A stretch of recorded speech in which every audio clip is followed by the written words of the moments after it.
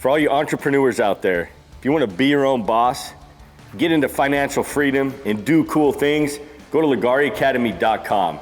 This is where you're going to learn over 10 decorative coating systems and be doing projects just like this.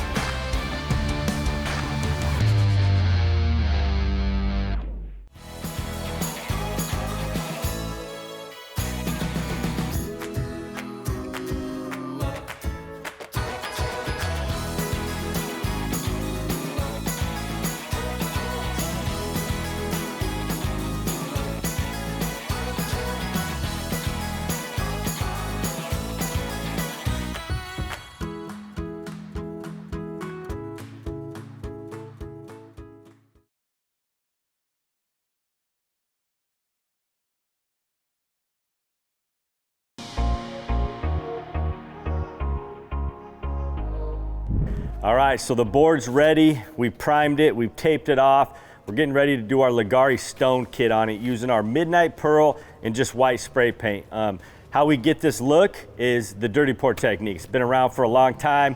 Most people, we get asked all the time, how you do this on a countertop, because most dirty pours are tilting, right?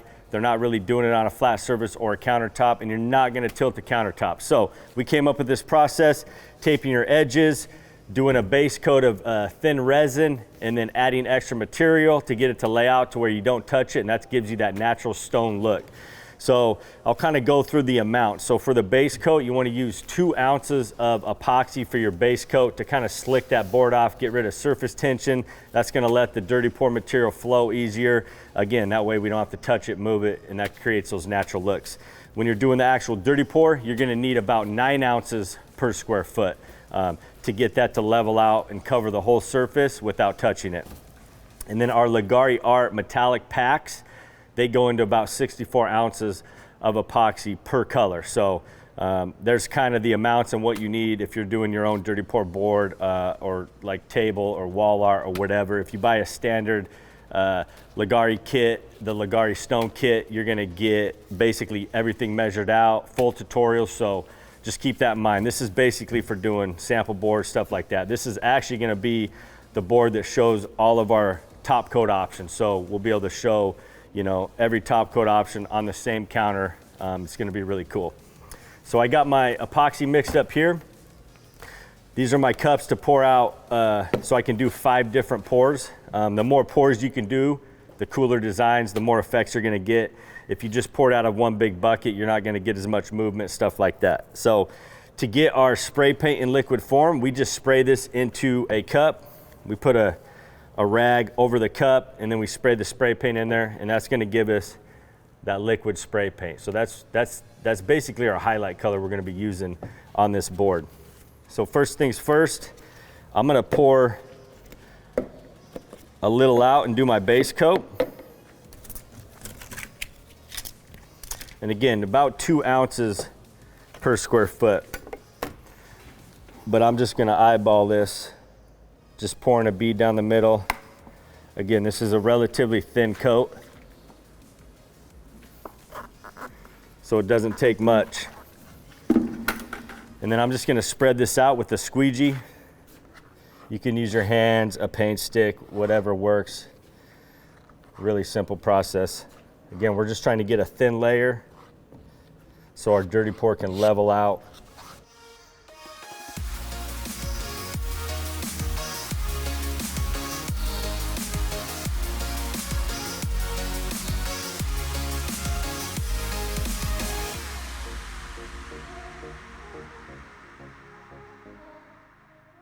Notice I'm not really pushing up to the tape hard. I don't want to break that seal. Notice I'm holding the squeegee at a low angle, so it's leaving product behind.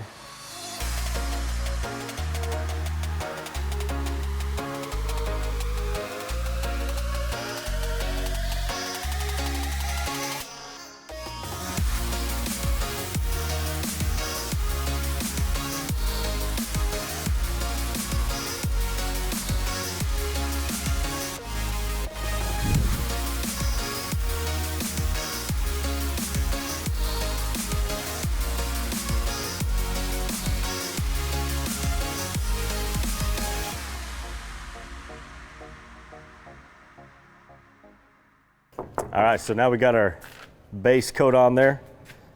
Now when we do our pours of the dirty pour, it's gonna let the resin flow out a lot easier. So I got my cups here. I'm going to pour out an even amount in all of these cups.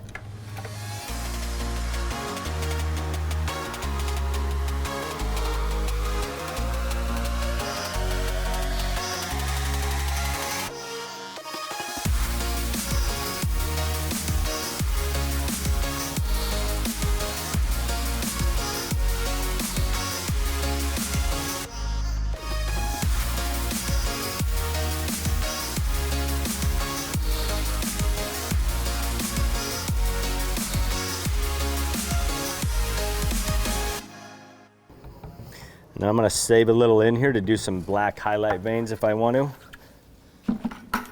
So when you're pouring spray paints into the epoxy, even if I poured it in first, it's all gonna kind of come to the surface anyways. So we're gonna pour some white into all of these different spots.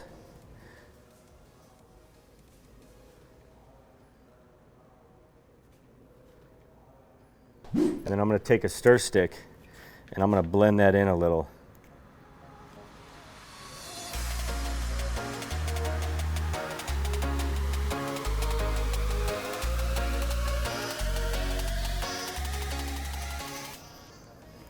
Try to get some of that white down into that mix. But again, I don't want to mix it so much to where it just kind of white disappears. All right, so we're basically ready to do the dirty pour process. So an easy way to map out like your design, because we got that base coat on, I can just kind of take a paint stick and kind of create some designs in it. Again, I like the more random pattern. Some half circles in here too, so everything's not so jaggedy. So it gives me something to kind of follow, and then we're just going to start pouring out.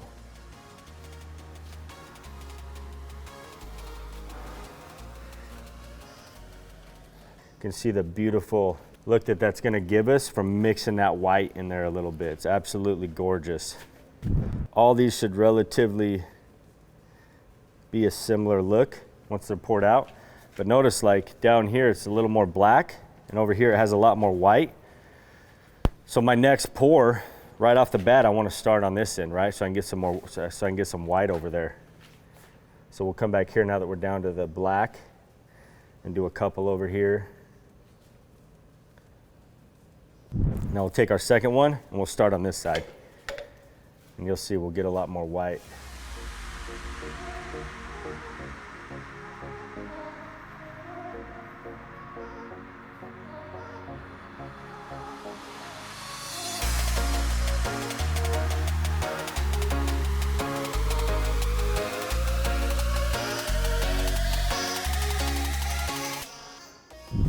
And then if you're running out, right, we got hardly any white in there, I can add a little bit more, because again I sprayed it in the cup.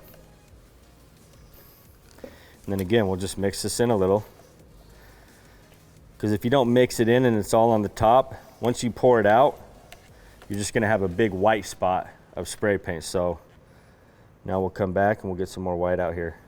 Once we get a couple beads poured out, again, I mean, this is obviously going to level out and touch, so I don't want to pour a fat bead right there. So I want to go everywhere there's really bare spots and try to pour away from the bead a little bit.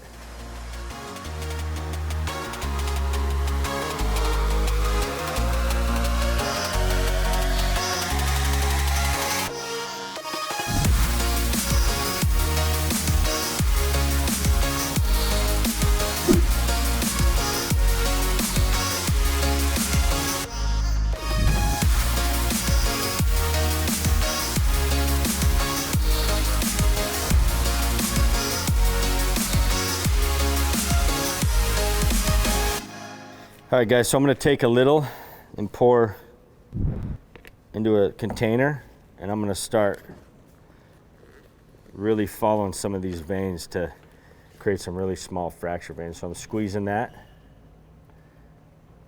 so it doesn't come out fast.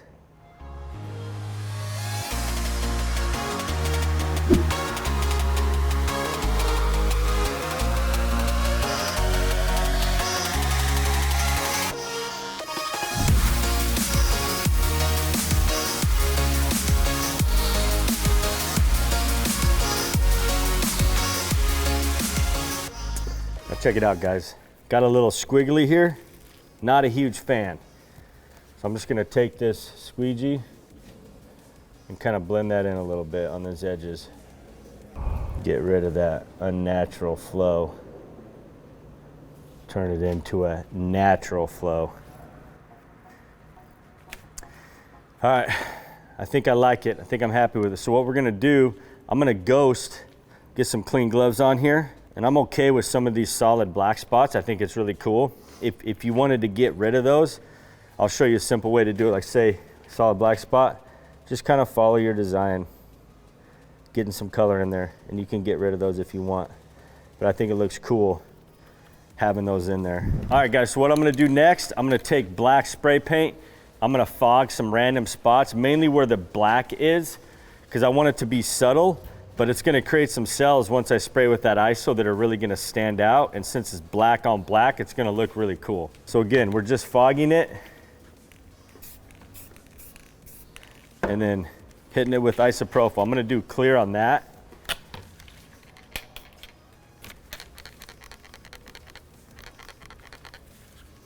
Okay, so we're just going around hitting the really, this isn't really spraying a fog out. Not a very good tip here, but you'll see what it does. It creates some really cool fracture cells in there.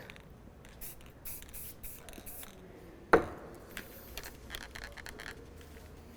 obviously if you're in a house, you're gonna wanna probably wear a mask. Spray paint can be pretty potent. Again, see how light of a mist I'm spraying on there? I don't wanna get a lot of color of black, and also if you spray too much spray paint, they won't sell out. So now I'm hitting it with clear isopropyl alcohol, 91%. Kind of just spritzing the surface. And then I'm gonna go back with liquid diamonds. And again, I'm not gonna hit everywhere with liquid diamonds. I'm gonna try to follow some of the veins. So just some random spots have some sparkle to it.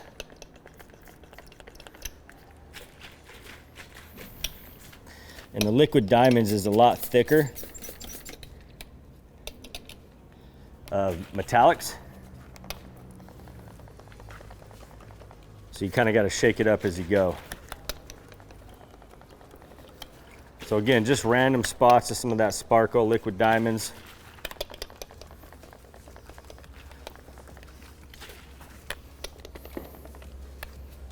All right, guys, so this will tone down a lot. A lot of these cells will kind of disappear, and we'll wait about, I don't know, about up to an hour, maybe even an hour and a half, depending on the temperature. We're in kind of a colder warehouse, so it will take a little longer for us. But the best way to tell when it's ready to pull the edges is to fold your stuff back. See how fast it's moving down? A lot of that's gonna pull the design away. So it's too early. So if we were to pull the tape right now, what's gonna happen is probably from like here back, it's gonna start running and pulling, and this will look nothing like it does the next day. So by waiting, letting this set up and get sticky, when we pull the tape, it's not gonna move as much, and only like an inch or so will kind of start to move, and it's not gonna mess up the design on the top at all. So really cool process. Again, these are like our Leggari stone kits, super fun, super easy. So we'll show you this when we pull the tape.